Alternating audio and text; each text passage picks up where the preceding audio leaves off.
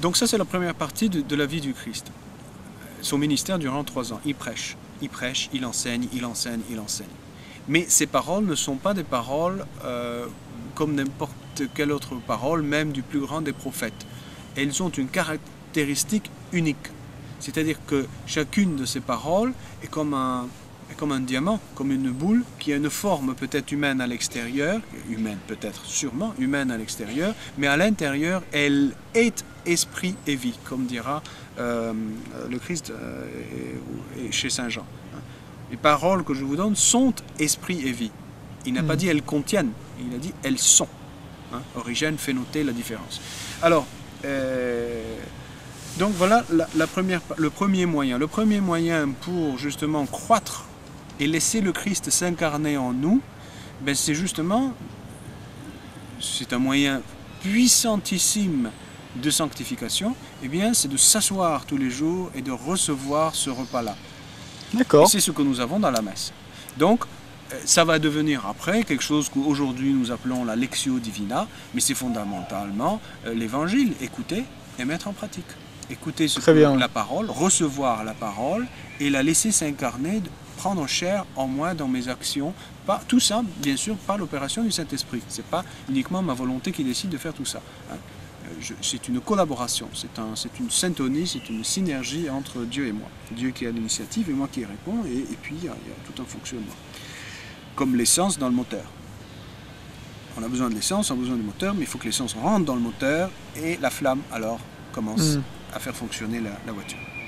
Alors, la deuxième partie, le deuxième moyen, ça c'est un moyen de croissance. Donc, je mange, je crois. Si tu vas chez le médecin, si tu prends ton fils, tu vas chez le médecin, tu lui dis, ben voilà docteur, mon fils, il n'est pas bien. Alors, le médecin l'ausculte, il fait une analyse de sang, il te dit, bah écoute, il mange pas bien ton fils. Tu lui donnes pas à manger, qu'est-ce qui se passe? Il faut qu'il mange. Ah, toi tu lui dis malade. Tu dis non, il n'est pas malade, il est anémique. Il n'a pas de nourriture, tu ne lui donnes pas à manger suffisamment. Donc voilà, la nourriture est fondamentale et malheureusement, il nous faut apprendre à manger. D'accord. C'est pas plus simple que ça. Alors, l'autre moyen, c'est tout simplement de prendre le corps et le sang du Christ dans la messe. Il ne suffit pas simplement de prendre la communion, mais il est très important de garder le cœur ouvert pour que l'action de l'Esprit Saint et l'action du Christ dans son corps et dans son sang puissent transformer notre être. Ça, c'est un art. C'est un art que les saints nous ont appris par la suite. Et c'est devenu par la suite ce qu'on appelle la prière de Jésus, l'action de grâce aussi, l'adoration, l'oraison, la prière du cœur, etc. Tout ça, ce n'est que laisser au Christ la possibilité de travailler en profondeur nos racines. Alors, tu peux me dire, mais pourquoi deux? Pourquoi est-ce que la vie du Christ... Voilà. Pourquoi est-ce que la vie du Christ a deux états? Pourquoi est-ce qu'il y a la première partie de la vie du Christ qui est sa prédication, donc c'est la parole de Dieu à recevoir, et pourquoi est-ce qu'après il va se donner et il va donner son corps, son âme, son sang, son âme et son esprit et sa divinité à chacun de nous? Pourquoi deux? Tout simplement parce que nous fonctionnons de la même manière. Oui. C'est-à-dire que mon âme a besoin d'être nourrie. Mon âme, c'est quoi, on a dit? Mon intelligence consciente, mon comprenoir et ma volonté. D'accord. Dieu sait que tous les jours, matin, midi et soir, tant que je suis éveillé, j'utilise mon intelligence et ma volonté. Est-ce que je les gère dans la lumière de Dieu? Est-ce que je nourris mon intelligence et ma volonté? Je les éclaire et je les oriente? Je leur donne l'essence, l'énergie nécessaire pour fonctionner. Voilà. Donc j'ai besoin de nourrir ce qu'on appelle mon âme, c'est-à-dire tout simplement mon intelligence consciente et ma volonté. Pourquoi il y a tant de dépression? Tout simplement parce que je ne nourris pas. Je parle de la dépression habituelle, je ne parle pas du cas clinique de la dépression. Je parle de la dépression, la déprime quoi. Pourquoi il y a ça? Tout simplement parce qu'il n'y a pas de lumière. Il faut allumer la lumière. Il faut se nourrir. il faut éclairer l'intelligence, il faut donner, nourrir et donner une impulsion à la volonté pour qu'on puisse trouver une joie de vivre. C'est une joie de voir. La joie de vivre, c'est une joie de voir. Je vois quelque chose devant moi. Je trouve un sens à la vie et une énergie pour réaliser ce que je fais et non pas être là de lassitude, là comme ça, comme disait non, tu te rappelles de la pub, mou, si, mou, des lions, voilà. C'est quelle pub ça? Bon, tu es trop jeune pour avoir vu cette pub là, c'était Evian je pense, ou Vitel. D'accord. C'était mou, si, mou. Ça c'était dans les années 80. Bon, tu vois ce que je veux dire? Il y a cette sorte de lassitude, de mollesse qui nous empêche, si tu veux, de réaliser, de faire des choses. Il y en a qui l'ont naturel, mais je pense qu'il y a une sorte de synergie, de syntonie entre la nature et l'aide de Dieu qui fait que ça se passe bien mieux si ça provient aussi de Dieu. Alors, voilà si tu veux, donc la nourriture dont on a besoin pour avancer, elle est liée aux besoins de l'âme et aux besoins de l'esprit. Ah. Alors, l'esprit est plus mystérieux, tout simplement parce qu'il est au-delà des nuages, donc on ne voit pas trop ce qui se passe. Ce qui voit, c'est l'âme, l'esprit ne voit pas. Mais je pourrais prendre un exemple. Regarde ici, tu as un arbre. Alors, oui. Dans l'arbre, tu as, évidemment, pas besoin de moi pour le savoir, tu as la partie visible et oui, tu as toute oui. une partie qui est invisible, qui est presque, je dirais, en miroir dans le fond, dans la terre, on ne la voit pas. D'accord. Donc tu peux imaginer des racines qui donc s'enfoncent dans la terre dans différentes directions, mais cet arbre-là ne peut pas exister sans ses racines. Ouais. Et cet arbre ne peut pas exister sans l'eau qui va nourrir ses racines. Eh bien, tout simplement, le Christ, dans l'Évangile, va prendre l'exemple de l'arbre plusieurs fois, et il va dire que le royaume de Dieu ressemble à une semence qui va devenir un arbre. Eh bien, l'être humain, c'est un arbre. Dans le sens que nous avons la partie visible de l'arbre, c'est l'âme, la partie consciente, c'est l'âme. Et là, je ne vais pas dire inconsciente, ou le subconscient, je vais tout simplement dire le supraconscient, c'est-à-dire plus haut que la conscience elle-même. Parce que tout simplement, le supraconscient, pourquoi est-il plus haut que la conscience? Tout simplement parce qu'il me permet d'entrer en contact direct avec Dieu. Donc ce n'est pas l'inconscient, le subconscient, on ne sait pas trop qu'est-ce que ça touche, d'où ça vient. Là, c'est beaucoup plus élevé et beaucoup plus profond que le simple inconscient. Ça me relie à Dieu. C'est pour ça que cette dimension-là de l'être humain, dimension anthropologique, c'est-à-dire la constitution de l'être humain, cette présence de racines, même si on ne les voit pas, elles existent. C'est ça qui est très important. Nous oublions une partie en nous-mêmes qui n'est pas visible et qui n'est pas l'inconscient, et qui pourtant existe et qui est vitale pour la vie spirituelle. Et c'est cette partie-là qui a besoin d'être nourrie. C'est pour ça que nous allons recevoir le corps et le sang du Christ. C'est pour ça que le Christ insiste en disant « Qui ne mange pas ma chair, ne boit pas mon sang », je cite ici Saint Jean chapitre 6, « ne demeure pas en moi ». Alors, moi je le dis à la négative, je pense qu'il a dit plutôt à la positive, c'est-à-dire il a dit « Qui mange ma chair et boit mon sang demeure en moi et moi en lui ». C'est-à-dire que les racines vont être imbibées dans l'eau. L'eau divine, l'eau sera en contact avec les racines et elle va pouvoir nourrir l'arbre. Et nous avons besoin de cette nourriture-là. C'est pour ça que toutes les personnes qui pratiquent l'oraison, la prière du cœur, la prière de Jésus, eh bien, elles touchent du doigt la différence énorme que cette prière va réaliser. Et cette prière provient tout simplement de la dernière communion qu'on a reçue, c'est-à-dire du corps et du sang du Christ que j'ai reçu, et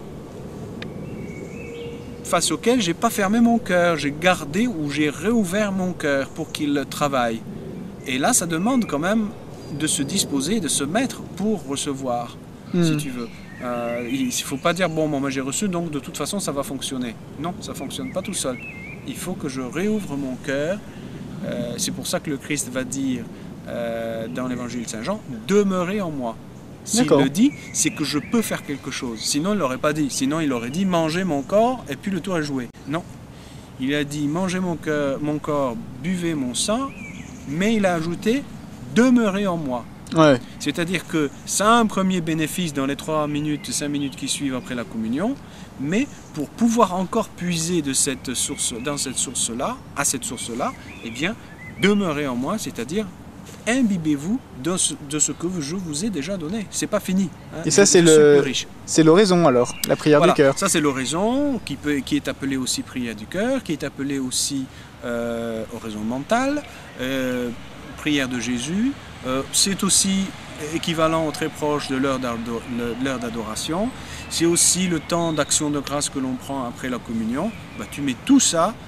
Pour moi, tout ça, c'est la même chose. Il n'y a aucune différence. Et tout est relié à la communion elle-même, parce que c'est ça la base. C'est le moment de la mendication, c'est-à-dire le moment où l'hostie, où le précieux sang entre dans mon être, que mon âme les mange, que mon esprit les mange. C'est ce moment-là qui est fondamental et que le Christ a soif de réaliser, non pas pendant 3 minutes, mais pendant 1 heure, 2 heures, 1 heure le matin, 1 heure l'après-midi, ou une demi-heure le matin, 1 heure l'après-midi. Ben, les prêtres, les religieux, ils ont au moins une demi-heure le matin, une demi-heure le soir. Qu'est-ce que tu préconises, toi, pour la Lectio Divina, l'oraison? Pratiquement, comment commencer? Quel est le rythme de croisière? Alors, d'abord, la Lectio Divina. Hein, donc, posons la question, qu'est-ce qu'on préconise pour la Lectio Divina? C'est-à-dire, comment se mettre tous les jours, se disposer pour écouter le Christ et digérer ce qu'il va nous dire.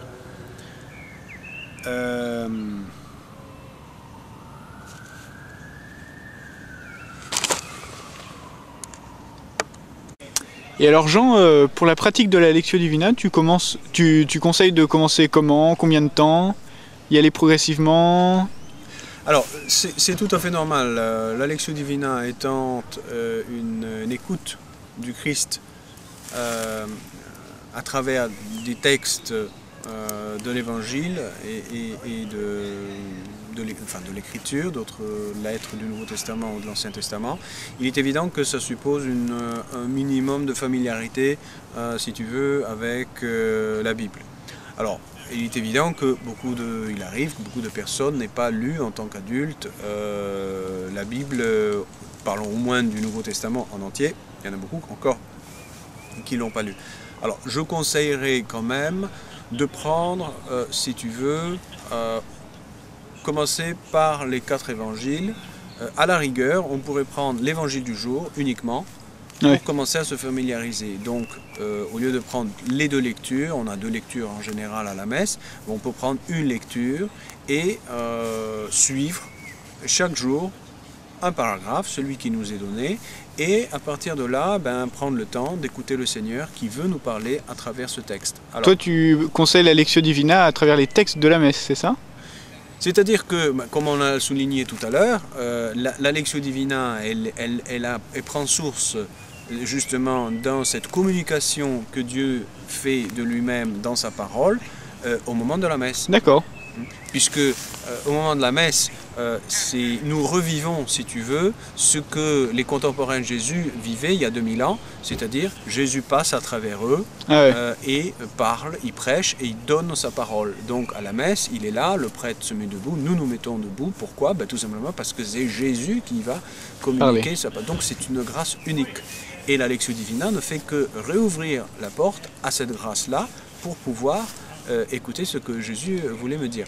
Ça ne veut pas dire qu'on ne peut faire la Lectio Divina qu'avec les lectures de la messe, ça n'a pas de sens. L'écriture est ouverte, toute l'écriture est ouverte tous les jours. Simplement, la Lectio Divina a comme but une mendication et non pas une formation spirituelle ou intellectuelle ou exégétique ou théologique. La Lectio Divina a une fonction légèrement différente. Elle est nutritive. Et c'est pour cela que je pourrais faire les 2. C'est-à-dire que je pourrais avoir une lecture cursive de toute la Bible pour ma culture personnelle, je peux lire des introductions, je peux lire des commentaires, etc. Ça, c'est pas une Lectio Divina. Une Lectio Divina, c'est un contact direct entre le Christ et moi, à travers lequel il va se communiquer à moi. Et donc, c'est un moment unique. C'est pas un moment intellectuel, c'est pas un moment culturel, c'est pas un moment exégétique, qui ne requiert pas nécessairement une grande culture, Si elle est là, tant mieux. Parfois, elle peut être un obstacle. Mais il requiert un contact, une ouverture par lequel le Christ, par ce contact-là, va passer par le texte pour me parler. Donc tu vois, c'est une fonction tout à fait spéciale de la Lectio Divina, et c'est pour cela que je dis elle est en lien avec la messe. Après ça, on peut faire une autre lectio, on peut faire des lections plus longues. Les moines, il y en a qui font 3 heures de lectio, ben, d'accord. Mais là, je pense que pour quelqu'un qui commence, bon, il peut commencer avec peu de temps, avant de dormir, une vingtaine de minutes, reprendre ce texte, le lire, le relire, juste pour commencer à faire un premier pas.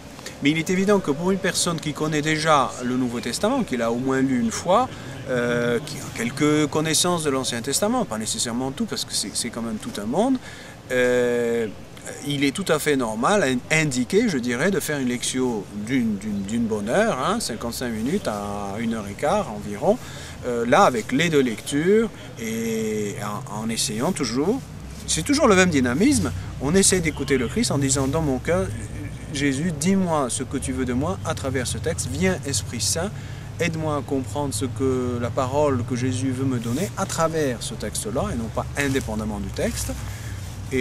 Et ensuite, ayant compris ce qu'il me demande de faire, redemander de nouveau en disant, bon, maintenant que tu m'as dit ce que tu veux de moi, aide-moi à mettre en pratique ce que tu m'as demandé de faire. Voilà. D'accord. Tu vois, ça c'est grosso modo la lectio. Rapidement, on pourrait jeter un coup d'œil dans mon livre ou dans d'autres livres qui expliquent un peu comment faire. Ou sur les vidéos qui vont paraître sur Internet.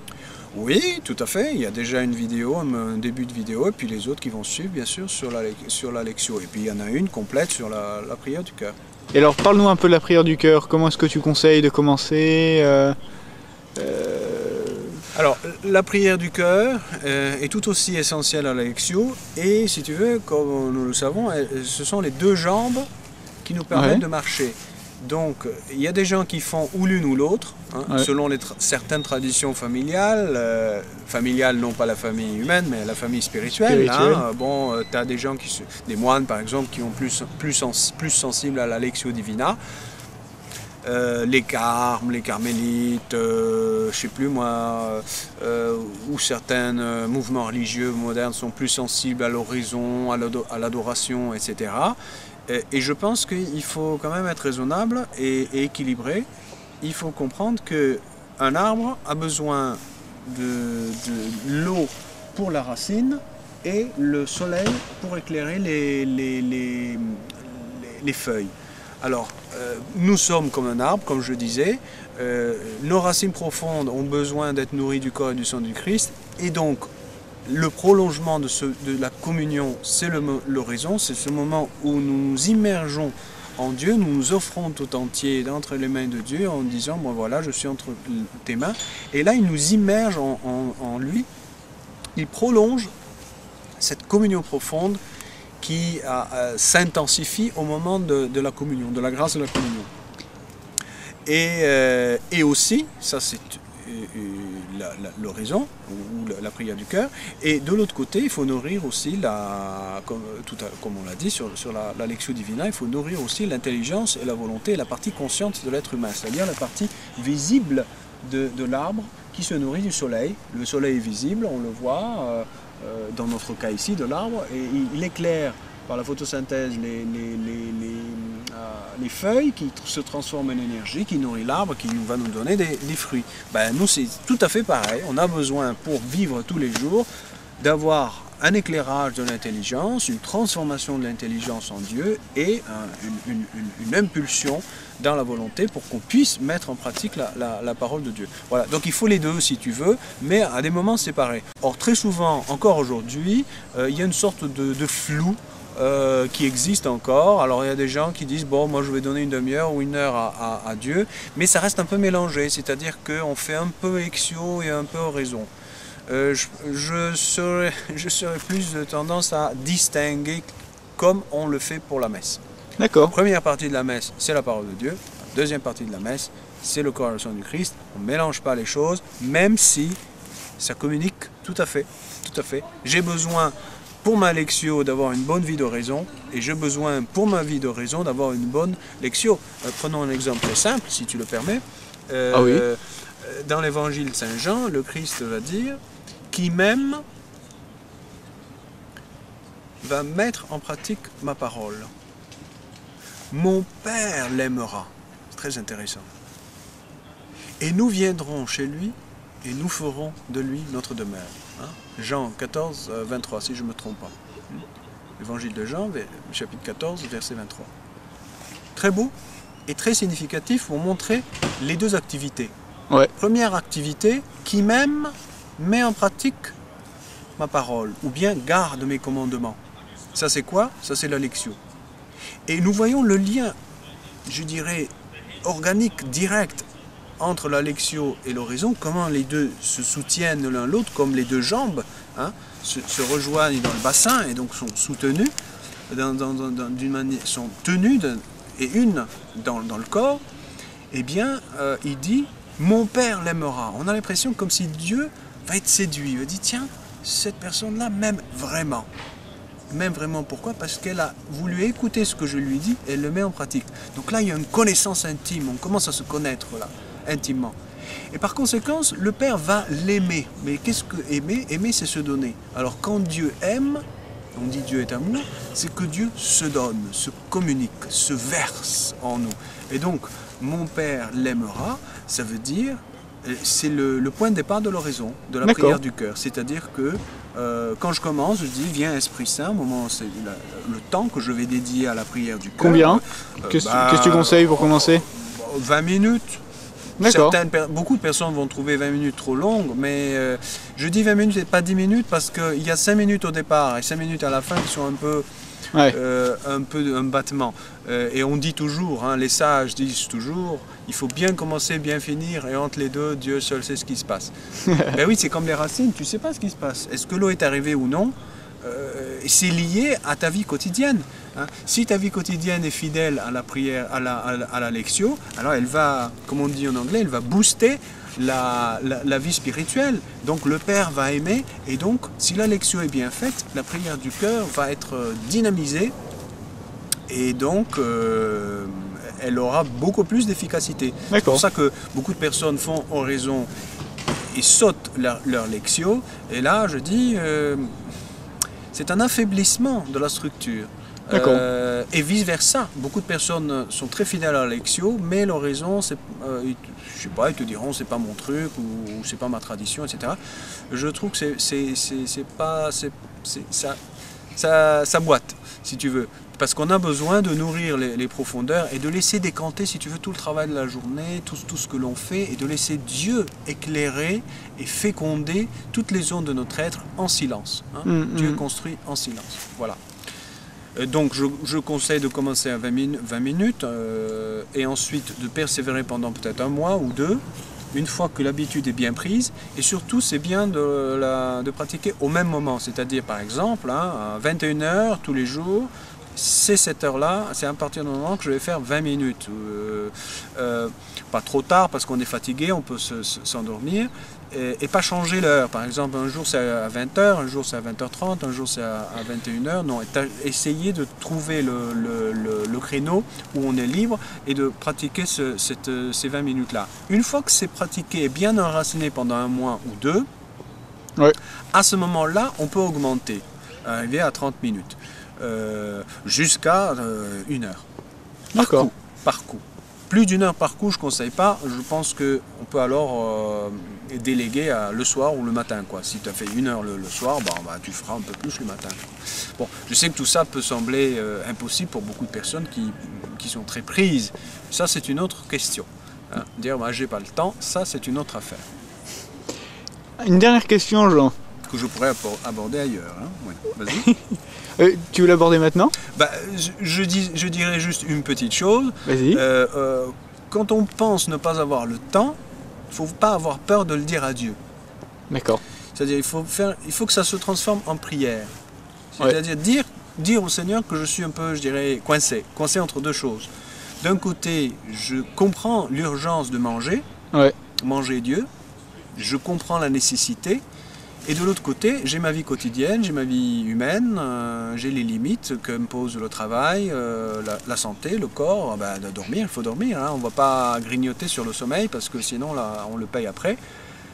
Et donc, il faut transformer cette sorte de perplexité en prière et dire Seigneur, voilà, je suis là comme un petit enfant, sincèrement, je te dis, je comprends le besoin et la nécessité de manger tous les jours, de prendre le temps de t'écouter dans la lectio et dans l'horizon, qui sont là, vivre la messe tout simplement, mais je n'ai pas le temps, mais je te demande de réorganiser ma vie et je me mets totalement entre les mains.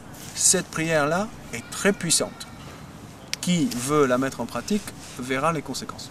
Merci. Positives. Dernière question. Oui. Est-ce que tu pourrais nous dire 2 mots?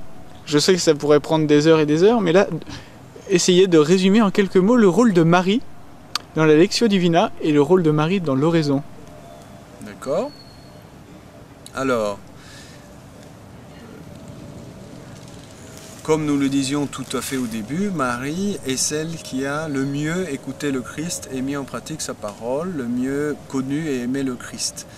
Et je reprendrai le passage d'Ézéchiel 16, au chapitre 16, 36 ou 16, je ne me souviens plus, où il est dit « Je changerai vos cœurs, j'ôterai votre cœur de pierre, je mettrai un cœur de chair, et dans ce cœur de chair-là, je mettrai mon esprit.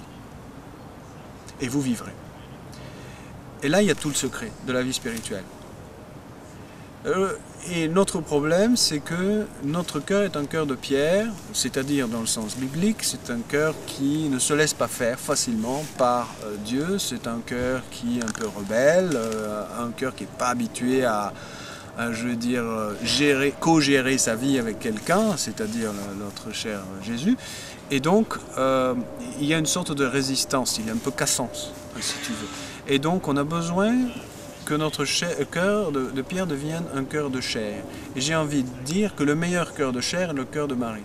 Et donc, nous avons besoin que notre cœur passe d'un état de pierre à un état de chair, par le travail, bien sûr, de transformation. C'est pour cela que nous demandons toujours au Seigneur, donne-moi un cœur comme celui de Marie pour pouvoir t'écouter. Comme celui de Marie au moment de l'Annonciation. Hein. Le moment de l'Annonciation, je dirais, c'est le moment le plus beau, le plus simple, le plus clair, le plus évident, où nous recevons la parole de Dieu. Marie reçoit la parole de Dieu. Ben, il y a, je dirais, une petite Annonciation tous les jours.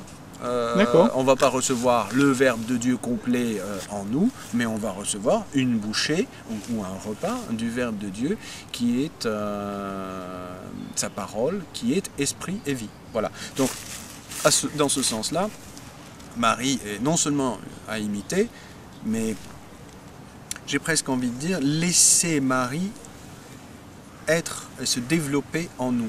Par le baptême, il y a le corps de Jésus. Nous recevons Jésus et son corps, et j'ai envie de dire que la partie essentielle du corps de Jésus que nous recevons dans le baptême, c'est Marie elle-même.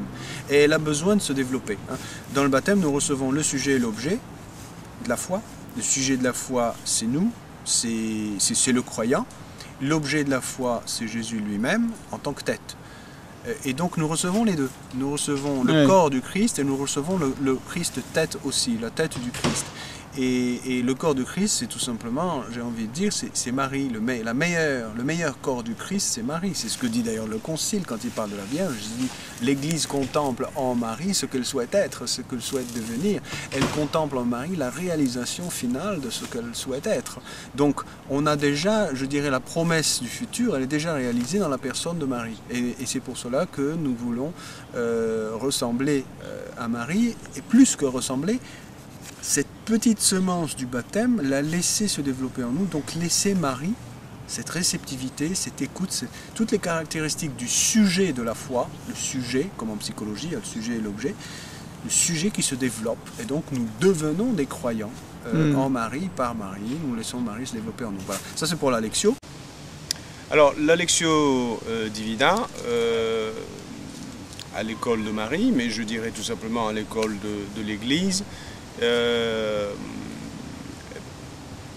c'est une manière de la faire, mais je dirais c'est une manière d'église de la faire dans le sens qu'elle est basée sur une écoute du Seigneur à travers les 2 lectures ou les 3 lectures de la messe.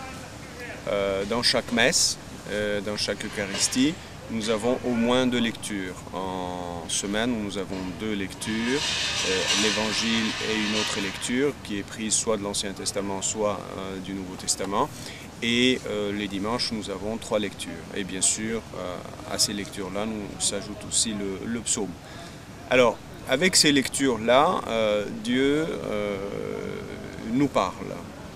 Et donc, le point de départ de la Lectio Divina, c'est cet acte de foi dans le fait que Dieu veut nous parler, le Christ veut me parler à moi tous les jours. À l'intérieur même de l'Eucharistie, donc cette première partie de l'Eucharistie qui est la table de la parole de Dieu, le Christ lui-même vient au moment de la célébration pour parler à chacun de nous. C'est pour cela qu'à la fin de la proclamation de la parole de Dieu, ce n'est pas une lecture de la parole de Dieu, nous ne la lisons pas dans un texte, nous l'écoutons et nous vivons cet instant comme un instant de grâce unique. Et donc le Christ est présent et c'est pour cela que nous disons parole de Dieu. Donc nous reconnaissons que ce qui a été dit, ce n'est pas simplement une lecture, mais nous vivons, nous célébrons la parole et le Christ est présent. Alors, ceci est une grâce qui est donnée à tout chrétien et la Lectio Divina ne fait que reprendre et puiser à cette grâce. Elle reprend cette grâce-là, elle ne la laisse pas tomber et elle considère que il est bon de reprendre les lectures du jour et d'écouter le Christ. Donc d'une certaine manière, mentalement, nous, avec notre cœur, nous revenons à cet instant où le prêtre ou le diacre proclamait l'Évangile, à l'instant où le lecteur lisait un passage, soit de l'Ancien Testament, soit du Nouveau Testament. Ce moment célébratif, cette action de la grâce, cette présence de Dieu agissante, eh bien, nous reprenons ce moment-là à la maison en tout simplement ouvrant les 2 textes et en tâchant d'écouter le Christ qui nous parle. Alors cette activité, cette écoute, cette mendication, c'est-à-dire le fait de manger la parole de Dieu, d'écouter et de mettre en pratique, écoute et met en pratique, voilà je dirais l'essentiel de l'Évangile, c'est d'écouter la parole que le Christ me donne aujourd'hui. Eh bien cette activité-là, elle a besoin d'un temps, elle a besoin d'un lieu, et elle a besoin de tout notre être pour qu'il soit présent. Et donc nous imitons d'une certaine manière Marie, qui à l'Annonciation écoute le message de Dieu et va engager toute son intelligence, toute sa volonté, toute sa liberté, tout son être pour dire oui, pour répondre, pour correspondre à cette parole et donc permettre à Dieu de s'incarner. Et donc en un certain sens, la Lectio Divina est une petite annonciation, petite parce que tout simplement ce n'est pas tout le Verbe de Dieu qui s'incarne en nous d'un coup, mais c'est une bouchée ou un repas par jour qui va s'incarner, va transformer notre être. Donc s'incarne, se transforme, élargit, éclaire et aussi guérit la volonté qui a besoin de suivre un peu, de suivre ce que Dieu nous demande. Comme Saint Paul, nous éprouvons en nous cette cassure profonde entre ce que nous savons être bon et au point de vue pratique, le corps, la volonté qui ne suivent pas. Eh bien, la Lectio Divina, par l'action de Dieu qui veut guérir un point aujourd'hui, eh bien, nous réconcilions notre intelligence avec Dieu, mais aussi notre intelligence et notre volonté, tout ça sous l'action de la grâce de Dieu. Alors, comme je disais, il faut un temps, c'est pas en 3 secondes que nous prenons notre repas, nous prenons 30 minutes, et bien dans le cas de la Lectio, c'est environ une petite heure, donc 55 minutes, de 55 minutes à 1h15 maximum. Pourquoi ce temps de temps? Tout simplement parce que c'est le temps que la parole prend pour justement s'incarner, devenir claire et aussi se mettre en pratique en nous. Alors, comment faire pratiquement? Eh bien, tout simplement, choisir un moment, de préférence le matin, si c'est possible, en solitude, pour se libérer totalement de cœur, d'esprit, d'horaire, d'engagement, que pour le Seigneur, comme si rien n'existait plus, qu'il n'y avait plus que le Christ devant nous qui voulait nous parler. Et donc, dans ce sens, nous puisons dans la grâce de la messe du jour. Et au lieu de laisser tomber cette occasion, hein, eh bien nous la prenons, nous la saisissons pour justement en profiter.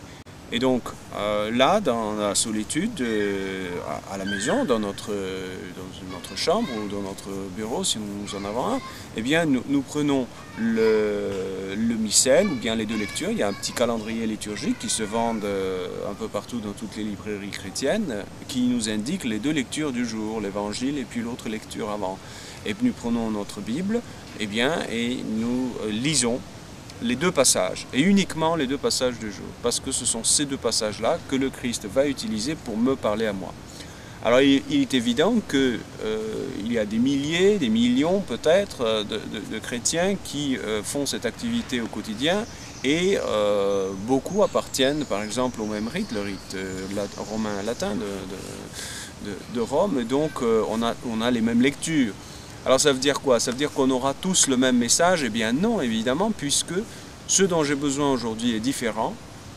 Et donc le Christ va me donner ce dont j'ai besoin aujourd'hui. Et ce qui est fantastique, ce qui est vraiment unique et caractéristique de la parole de Dieu, c'est qu'elle est capable de s'adapter, de marcher avec moi, comme disent les pères de l'Église, de marcher avec moi, de se mettre à ma mesure et de me donner la nourriture dont j'ai besoin aujourd'hui. Donc la parole va venir marcher avec moi et me tenir par la main et me donner ce dont j'ai besoin. Et c'est ça ce qui est formidable, c'est que les deux lectures vont en quelque sorte, le Christ va utiliser les deux lectures pour me parler, et donc un mot dans une lecture ou un verset, et dans l'autre lecture, pareil, ou un mot ou un verset, il va les utiliser pour me dire un seul message, une seule lumière, qui en fait me touche quelque part dans mon être, touche un lieu obscur en moi, et essaye tâche de le souligner par le Christ. Il met son doigt sur une zone de ma volonté qui est malade et qu'il veut guérir et transformer. Et donc, ce qui est très beau, c'est que les deux textes ne vont être le canal que d'un seul message, puisqu'il n'y a que le Christ et moi dans cette rencontre. Donc, en fait, il va me donner qu'un seul message. Et donc, ce message-là est un message de m'éducation, donc de transformation, et donc il sollicite un geste de conversion de ma part. C'est pour cela que la disposition fondamentale de la Lectio, c'est tout simplement de désirer changer, d'être d'accord pour changer, de donner, je dirais, carte blanche au Seigneur, de lui donner les clés de ma propre maison, c'est-à-dire la maison de mon être, et lui dire, bon, maintenant, toi, tu me connais mieux que moi-même, tu choisis le point que tu veux changer, et ben, c'est à toi maintenant de dire ce que tu veux dire sur ce point, sur ce qui est nécessaire pour moi à changer. Voilà, nous passons donc à la vidéo de la deuxième partie. Alors, l'école de Marie, comme son nom l'indique, eh bien, c'est une école, donc un lieu d'apprentissage, donc qui a un contenu. D'abord, disons-le dès le départ, l'école de Marie, c'est un lieu d'apprentissage de la vie spirituelle. Donc évidemment, il y a un contenu qui est une formation à la vie spirituelle sur plusieurs niveaux, niveau 1, 2 et 3, donc qui suit le cheminement de la vie spirituelle. Et il y a aussi dans cette école-là une formation des formateurs. Il n'y a pas qu'un contenu, il y a aussi la possibilité pour ceux qui se sentent appelés à ça, eh bien d'être formés pour pouvoir à leur tour bien transmettre cette vie spirituelle. Donc ça c'est pour école. Ensuite de Marie, là il y a plusieurs niveaux. D'abord et avant tout, qu'est-ce que Marie? Marie est le meilleur disciple du Christ. Donc nous portons plus l'attention sur le disciple, sur le travail que Dieu réalise dans le disciple, sur la transformation du disciple, donc sur la vie spirituelle de la personne, et non pas sur des choses, je dirais, trop trop extérieure, donc c'est tout le cheminement intérieur de la personne. Marie aussi, parce que elle est celle qui a le mieux reçu le Christ, aimé le Christ, et connu le Christ et aimé le Christ, et donc elle est dans ce sens-là fondamentale, puisqu'on tend vers cette perfection-là. L'exemple, c'est Marie, dans ce qu'elle a de parfait par rapport au Christ, dans ce qu'elle est l'incarnation, je dirais, du disciple parfait du Christ, le Christ étant notre tout, notre Dieu et notre tout. Ensuite aussi, Marie, tout simplement parce qu'elle est la mère, elle est celle qui forme, qui veille sur cette vie spirituelle pour la porter justement à sa maturité, quoi.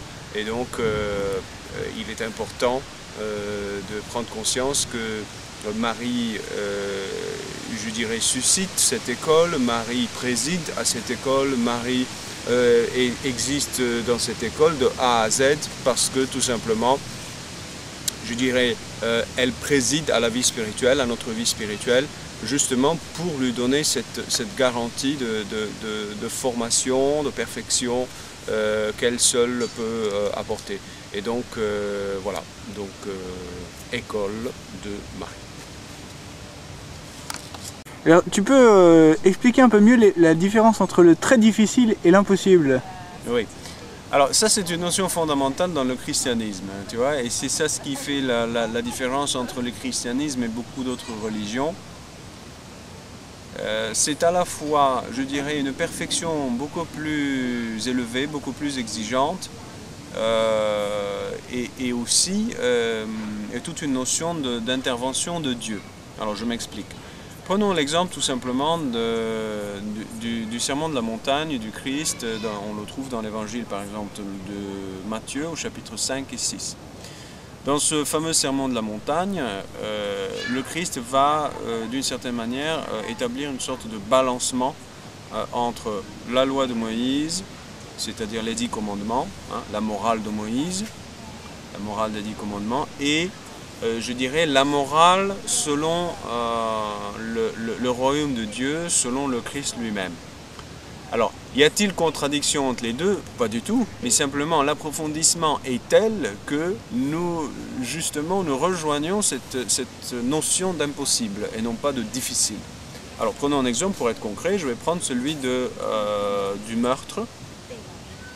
Le Christ dit, il vous a été dit, voilà le balancement, il vous a été dit, donc il fait allusion à la loi de Moïse, il vous a été dit, la loi que Dieu même a donnée à Moïse, hein, c'est pas faux, hein, c'est juste, il vous a été dit, ne tuez pas, tu ne tueras pas. Et moi je vous dis, qui s'énerve contre son frère est digne de l'enfer. Alors, c'est là que nous mesurons, je dirais, la hauteur, la grandeur, la profondeur, la largeur du christianisme. Le christianisme n'a pas une morale applicable. Celui qui prend, celui qui pense que le christianisme a une morale applicable, il s'est trompé de religion. Et le sermon, il n'a qu'à reprendre le sermon de la montagne pour se rendre compte non pas de sa difficulté, mais tout simplement de son impossibilité. Son impossibilité aux forces humaines, pour l'être humain, de suivre le Christ. Qui pense pouvoir suivre le Christ, eh bien, il vit dans l'illusion. Il vit tout simplement dans l'illusion. Et donc, ce point-là est reconfirmé de nouveau dans une discussion qui a eu lieu entre le Christ et les apôtres, tout de suite après le jeune homme riche. Alors, reprenons le passage. Dans Matthieu et puis dans les autres évangiles, il y a l'histoire du jeune homme riche. Alors c'est un jeune homme qui se présente au Christ, s'agenouille, lui demande, il lui dit, Seigneur, Maître, dis-moi ce que je dois faire pour trouver le bonheur, pour trouver la vie éternelle. Eh bien le Christ, il ne commence pas par lui donner la morale chrétienne, la morale du royaume, ce que lui apporte de spécifique, pas du tout. Il commence progressivement. Et donc il ratisse en revenant en arrière vers Moïse. Il lui dit, est-ce que tu as observé les commandements? Donc vous voyez, le Christ ne saute pas tout de suite sur la chose. Le jeune homme lui dit oui. Alors attention, il dit oui selon les critères de Moïse, les critères, je dirais, humains. et non pas divin. Alors le Christ à ce moment-là le regarde et l'aime, hein, l'évangile le dit, il le regarda, il l'aima, et c'est là, à partir de ce moment-là, que va naître, je dirais, tout ce qui est spécifique au christianisme, à la foi chrétienne, au royaume de Dieu, à la spiritualité chrétienne, et non pas simplement à la morale chrétienne. Parce qu'une morale séparée de la spiritualité, ce que je suis en train de dire, démontre je dirais, la stérilité. Alors, le Christ va l'aimer, et c'est à partir de là que va naître, je dirais, l'appel spécifique du Christ, et il va lui dire, laisse tout ce que tu as, vends tout ce que tu as, donne l'argent aux pauvres, viens, porte ta croix et viens à ma suite. Alors nous connaissons la suite, c'est que le jeune homme s'en revint triste, et l'évangile continue, car il avait de grands biens. Alors c'est très facile de dire, mais lui il avait de grands biens, lui il est riche, mais moi peut-être que je suis je sais pas moi, je suis pauvre, hein, je suis pas un riche. C'est trop facile de dire ça, parce que la richesse, c'est pas uniquement la richesse de l'actuel avoir, mais c'est aussi la richesse de l'actuel désir. Je peux voir, je sais pas moi, une belle voiture et dire, ah j'aimerais bien avoir cette voiture-là, mais je sais très bien que je l'aurai jamais. Mais là, je suis encore riche, parce que je suis riche de désir, etc., etc. Une maison, un boulot, tout ce qu'on veut. Donc, c'est trop facile de dire, ah mais lui il est riche, moi je suis pauvre, donc moi je peux suivre le Christ, c'est plus facile. C'est pas tout à fait juste. Alors, ce qui est très intéressant, c'est de voir ce qui va se passer par la suite. Le Christ, le jeune homme s'en va, se retourne vers les apôtres, et il y a un dialogue qui va commencer avec les apôtres. Et le Christ va encore, je dirais, empirer la situation. C'est-à-dire qu'il va dire, celui qui doit me suivre, il doit renoncer à lui-même, renoncer à toutes ses affections les plus chères, hein, à toutes les relations les plus chères, donc je sais pas moi, le père, la mère, les enfants, la femme, le mari, etc. Il doit se renier lui-même, prendre sa croix et me suivre. Alors, c'est là alors le point, je dirais, le point décisif, c'est que Pierre, au nom de tout le monde, au nom des apôtres, au nom de chacun de nous, va dire quelque chose de profondément évangélique. Il va dire, mais qui peut alors être sauvé? C'est-à-dire, qui peut, si ce sont celles-ci les conditions pour te suivre, eh bien, qui peut être sauvé? Et voilà la réponse. Quand il dit ça, c'est qu'il a laissé la lumière des exigences du Christ le traverser, mais de haut en bas. Il n'a pas dit, ah oui, je peux peut-être à la rigueur ne pas tuer, mais enfin bon, m'énerver de temps à autre, ça fait pas de mal. Il n'a pas dit ça. Il a laissé l'exigence de même s'énerver ou de désirer la femme de l'autre ou tout ce qui est la profondeur du cœur humain, de la faiblesse du cœur humain. Il a laissé la lumière du Christ le pénétrer jusqu'en ces profondeurs-là, jusqu'en ces obscurités de chacun de nous. Et c'est pour cela qu'il a dit, et qui alors peut être sauvé? Et c'est là qu'arrive la réponse de Christ. Eh bien, ceci est impossible à l'être humain. C'est possible uniquement à Dieu. Alors, vous voyez que le Christ n'a pas dit, bon, peut-être avec un peu d'exercice, on va y arriver. Hein, ou alors, je sais pas moi, telle catégorie de personnes est capable de le faire, mais cette personne-là, bon, bah, c'est désespéré, il n'y arrivera jamais. Non. Il a mis tout le monde dans le même sac, il a dit c'est impossible à l'être humain. Mais, c'est possible à l'Esprit Saint, c'est mon projet à moi sur l'être humain, je suis capable de purifier le cœur de l'être humain. C'est pour cela que l'entreprise chrétienne n'est pas une morale, mais elle est d'abord une purification du cœur afin de pouvoir suivre le Christ, non seulement extérieurement, mais aussi avec le cœur. Donc tous les sentiments, toutes les pensées les plus secrètes, et bien pouvoir aussi suivre le Christ. Donc nous voyons bien que cette œuvre de transformation que le Christ est venu apporter, cette œuvre de divinisation-là, eh bien le grand maître de cette œuvre, c'est l'Esprit Saint. Voilà. Donc on voit bien la coupure nette entre le difficile ou le très difficile et l'impossible. Hein? Ben, quand on compare le christianisme avec d'autres religions, Quand on compare cette morale, je dirais, entre guillemets, du sermon de la montagne avec d'autres morales, on peut dire, oui, c'est vrai, le christianisme, c'est très beau, c'est fabuleux, mais en contrepartie, bonjour, où est l'application? Qui peut ne pas s'énerver? Qui peut prétendre pouvoir se purifier lui-même pour suivre le Christ? C'est tout simplement impossible, c'est pas difficile, c'est pas donné à certains saints, nous sommes tous dans le même sac. Voilà. Merci. Et Jean, pourrais-tu nous parler de cette purification profonde du cœur? Alors, la purification, si tu veux, est une œuvre totalement nécessaire. C'est pour cela que le Christ va dire aux apôtres, vous ne pouvez pas me suivre. Vous avez besoin d'être purifié en profondeur. Et c'est après et grâce à cette purification-là que vous pourrez me suivre. Mais ceci n'advient pas comme ça de but en blanc. Il y a d'abord une première étape, si tu veux, qui dure environ, je pense, hein, c'est une manière approximative de parler, environ 2 ans et demi, plus ou moins, dans la vie des apôtres. C'est-à-dire, ils le suivent. Hein, on le voit même dans l'Évangile, tu as comme 2 époques. Tu as une première période, je dirais, un peu joyeuse, un peu positive, totalement positive, où il n'y a pas d'ombre. Ouais. Alors le Christ arrive, c'est le Messie, il fait des miracles, il guérit tout le monde, il n'y a pas d'obstacle, il exorcise les possédés, il guérit tout genre de maladies, il prêche. Alors, mettons-nous à la place des apôtres qui le suivent. Il est évident que suivre un homme de cette taille, c'est quand même formidable, parce que ça te donne l'impression que tu es un roi, quoi, que tu possèdes tout, que tout est possible, qu'il n'y a rien d'impossible pour toi. Hein. Si tous les jours tu assistes à des miracles de cette taille, à une prédication formidable, lumineuse, etc., c'est quand même, je dirais, facile. Et si tu ajoutes à tout ça le fait que tu reçois toi-même le pouvoir de faire pareil, alors là, que veux-tu de mieux, hein?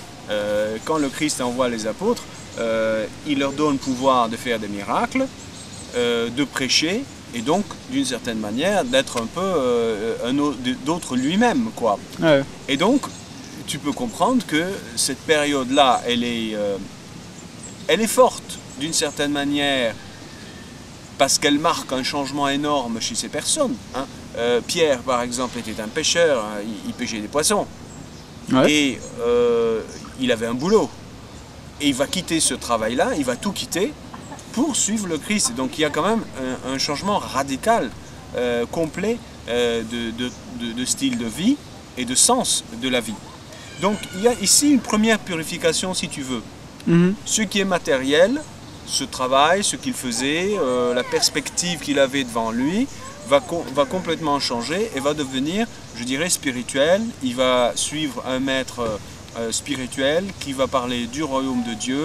Il va à son tour prêcher la bonne nouvelle. Et donc, le boulot va plus être le même, les plaisirs ne vont pas être les mêmes, la rentabilité n'est pas la même, les gains ne sont pas les mêmes. Tu vois? Donc il y a déjà une première transformation dans la vie de Pierre. Je prends l'exemple de Pierre en essayant de le suivre pour comprendre un peu les étapes de la purification. Ouais, d'accord. Alors, il faut comprendre que durant ces 2 ans et demi, environ, hein, je pense que c'est très approximatif cette estimation-là, eh bien, il y a une nouvelle vie qui va s'instaurer chez Pierre, un nouveau style de vie, un nouveau but et aussi de nouvelles habitudes. Hein. Le Christ prie, il va apprendre aux apôtres à prier, il donne une nouvelle signification, une mission à chacun des apôtres. Eh bien, c'est un changement quand même profond. Le fait de persévérer durant 2 ans, 2 ans et demi à la suite du Christ dans ce nouveau mode de vie, eh bien, va réaliser une première purification. Purification de quoi? D'attachement de choses mondaines, hein, entre guillemets, qui sont bonnes, mais qui ne sont pas Dieu lui-même. Hein. La purification, c'est lié à l'attachement, au dynamisme attachement-détachement. Et donc, les biens terrestres ne vont plus constituer pour lui je dirais, pour parler un peu dans le langage biblique, ne vont plus constituer des idoles, mais ils ne seront plus qu'à leur taille, qu'à leur place, c'est-à-dire des moyens tout simplement dans la vie quotidienne. Et par contre, il va s'installer en lui tout un dynamisme nouveau de vie spirituelle et d'attachement au Christ. Cette fidélité au Christ va creuser en lui, je dirais, une certaine union au Christ. Ce n'est pas une union totale, mais c'est déjà un attachement solide qui marque profondément la volonté de Pierre. Mais est-ce que Pierre est complètement purifié? Pas encore, pas encore.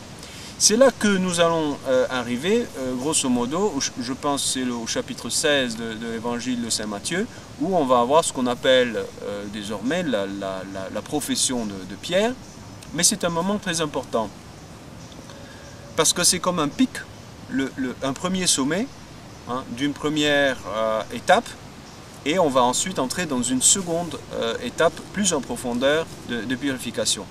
Alors, à ce niveau-là, au moment, donc après qu'un certain temps soit passé, je dis grosso modo 2 ans et demi, le Christ un jour pose la question à Pierre et il lui dit, selon vous, selon toi, qui suis-je? Et Pierre va répondre, tu es le Messie, le Fils du Dieu vivant. Et à ce moment-là, le Christ va lui dire, tiens-toi bien, c'est pas toi qui as dit ça de toi-même, c'est-à-dire tu n'as pas la capacité profonde en toi, je dirais, d'être mu par l'Esprit Saint dans tes profondeurs pour avoir une connaissance directe de moi. Tu n'as pas un accès totalement direct à moi encore, à ma divinité, mais c'est par une inspiration de Dieu que tu l'as su, mais pas encore par une expérience directe. Bon, ça c'est une lecture bien sûr que je fais, hein. C'est pas le texte dit de manière succincte la chose, raconte de manière succincte la chose.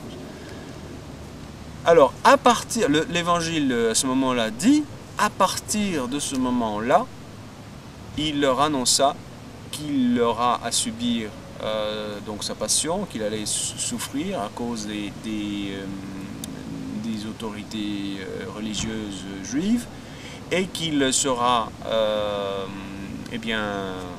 qu'il souffrira sa passion, qu'il sera maltraité, qu'il mourira et qu'il ressuscitera.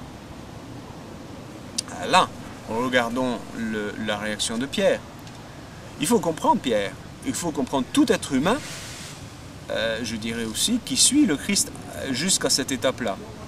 Le Christ annonce quelque chose de terriblement dramatique pour, je dirais, le Pierre humain, encore pas totalement purifié. Il a fait une étape, il est attaché désormais au Seigneur comme un poisson et a pris dans l'hameçon. Mais encore le poisson n'a pas été levé, n'a pas été sorti de l'eau et n'a pas été encore cuit. Alors le Christ va dire à Pierre, c'est Dieu qui t'a inspiré ça, c'est pas toi qui as pu le toucher du doigt. Alors qu'est-ce que ça veut dire? Ce point-là va être d'une certaine manière repris après, vers la Passion, le soir même de la Passion, quand le Christ va dire maintenant vous ne pouvez pas me suivre, mais plus tard vous me suivrez. Alors le Pierre s'énerve, il lui dit pourquoi on ne va pas te suivre? Eh bien le Christ dit on ne va pas pouvoir te suivre, tout simplement parce que encore tu n'es pas totalement purifié, tu n'es pas totalement uni à moi de manière stable et constante. Alors, revenons un peu en arrière une minute. Il est très important de noter que la transformation que le Christ veut réaliser chez Pierre est une transformation qui nécessite une action profonde de la part du Christ, et ça sera sa passion. Donc il y a une sorte d'interaction entre ce qui manque encore chez Pierre pour connaître le Christ et la passion du Christ. Nous allons voir ça dans la vidéo suivante.